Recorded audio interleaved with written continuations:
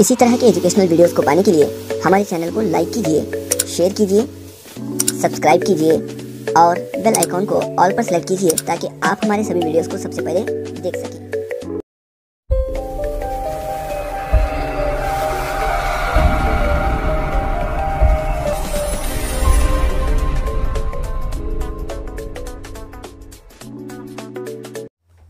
बिस्मिल्लाहिर्रहमानिर्रहीम। अस्सलाम वालेकुम दोस्तों, आज हम देखेंगे शशम जमात का इक्तसाबी सफ़ा नंबर 8 और 9।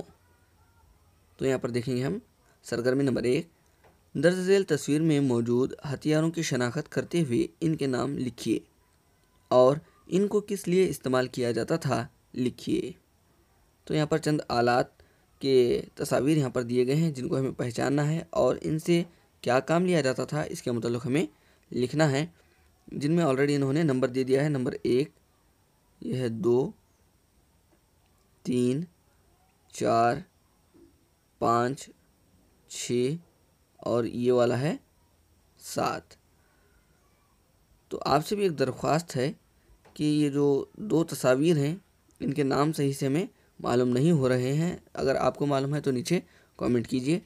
इसे हमने इस तरह से लिखा है। पहली जो तस्वीर है उसके मुताल्लिक़ हमने लिखा है पत्थर से बना हुआ नुकीला आला जिसकी मदद से जानवरों के गोश्त को कुतरा जाता था। और उसके बाद दूसरे नंबर का जो तस्वीर था वो है कुल्हाड़ी। कुल्हाड़ी इसकी मदद से दरख्तों को काटने और रहने की जगह को साफ़ और सुथरा रखने के लिए सफाई वाले आले के तौर पर भी इस्तेमाल किया जाता था। और उसमें जो तीसरी तस्वीर थी वो थी भाले की। ये जानवरों को दूर से ही शिकार करने और जानवरों से अपनी हिफाजती आले के तौर पर इस्तेमाल किया जाता था। और चौथा नंबर है नुकीला पत्थर। इसकी मदद से जानवरों के जिस्म से इनकी खाल निकालने का काम लिया जाता था। और पाँचवें नंबर पर है दरांती। इसकी मदद से पौधों को काटने और दीगर कामों में इस्तेमाल किया जाता था।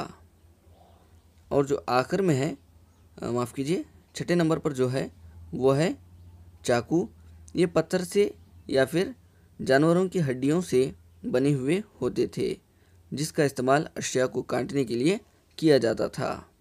और आखिर में है तीर और कमान, जानवरों के शिकार के लिए इस्तेमाल किया जाता था। तो इस तरह से हम इन तस्वीरों के मुताल्लिक़ यहाँ पर लिख सकते हैं। अब देखिए सरगर्मी नंबर 2। सरगर्मी नंबर 2 में दिया गया है, क्या मौजूदा दौर में इस तरह के शिकारी समाज या फिर ग्रोह मौजूद हैं? अगर हैं तो कहाँ हैं? अपने ख़ानदान के अफराद और असातिज़ा से बहस मुबाहिसा करें। तो शिकारी जो लोग थे पहले के ज़माने में, क्या अब भी वो हैं? इसके मुताल्लिक़ इन्होंने पूछा है। तो हम उसके मुताल्लिक़ लिखेंगे जी हाँ। जी हाँ, इस तरह के शिकारी समाज मौजूद हैं। ये आमतौर पर जनूबी अफ्रीका में दिखाई देते हैं। हिंदुस्तान के कुछ शिकारी समाज हैं, तो यहाँ पर हमने नंबर के साथ यहाँ पर लिखा है इनको। ये है चेंचूज़ समाज जो है तेलंगाना में, सीमा समाज आसाम में, कोनियाक समाज नागालैंड और उसी तरह है गारू समाज, ये भी नागालैंड से ताल्लुक़ रखने वाला एक शिकारी समाज है। तो यहाँ पे जो है हमारा इक्तसाबी सफ़ा नंबर 8 जो है वो मुकम्मल होता है। तो अब देखेंगे हम इक्तसाबी सफ़ा नंबर 9।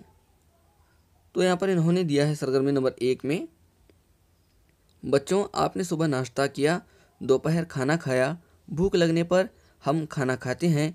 ग़िज़ा के तौर पर हम किन किन तरकारियों, बीजों और फलों का इस्तेमाल करते हैं, नीचे फ़हरिस्त बनाइए। तो ये तो बहुत ही आसान है, इसे फ़हरिस्त बनाना है। एक तो है यहाँ पर बीज, दूसरे है तरकारियाँ और तीसरे हैं फल, जिनके 13 जो है नमूनों को हमें लिखना होगा। तो यहाँ पर हमने लिखा है बीजों में जो है मूंग, चना, कद्दू के बीज, सूरजमुखी, तिल। तो इस तरह से तरकारियों में टमाटर, गोभी, प्याज, बैगन, मूली और उसके बाद आम, अमरूद, अनार, पपीता, मौसम्बी, संतरा। तो इस तरह से हमने 13 जो चीज़ें इन्होंने पूछी हैं इसे हमें लिखा है, आप इंशाल्लाह इसको देखकर लिख सकते हैं। तो आज के लिए हमने देखा कि इक्तिसाबी सफ़ा 8 और 9। और आपसे मैं ये पूछना चाहता हूँ कि क्या आपको समाजी साइंस के 8वीं और 9वीं के कलिका चित्रकी की वीडियोस चाहिए? अगर हाँ तो नीचे आप कमेंट कर सकते हैं। तो फिर मिलेंगे अगली वीडियो में, तब तक के लिए अल्लाह हाफिज़।